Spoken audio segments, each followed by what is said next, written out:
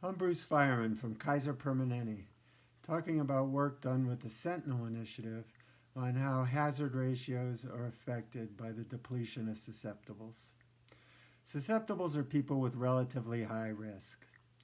If we compare a treated group with a control group, for an outcome like death that can happen to you only once, and the treatment is effective, then the control group loses its susceptibles faster than the treatment group.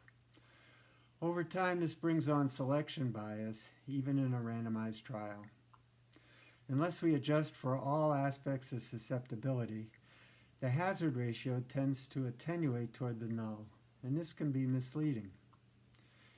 In this paper, we start out by showing how the amount of this bias is driven by the incidence of the outcome, the distribution of susceptibility, and susceptibility's effect on the outcome. We go on to focus on estimators that are based on a propensity score.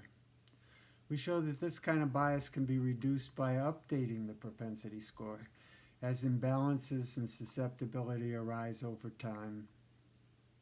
Some researchers are now recommending that we de-emphasize hazard ratios altogether, partly due to concern about the kind of bias that we're talking about here. In our view, the pros and cons of an effect measure depend on the question. And for lots of questions, the appropriate measure is a conditional hazard ratio, conditional on baseline risk. For example, say we're asking about a vaccine against COVID-19 and how its effectiveness may wane over time. The conditional hazard ratio and its trajectory would be good targets. They would answer our questions more directly than, say, a risk difference or a couple of marginal survival curves. This is because the vaccine effect is expected to be multiplicative, and because the amount of virus circulating varies a lot over time, and because some people are a lot more susceptible to infection than others. In this context, we want to know the percentage by which the vaccine reduces risk in each month of follow-up among the people not yet infected. Hope you read the paper.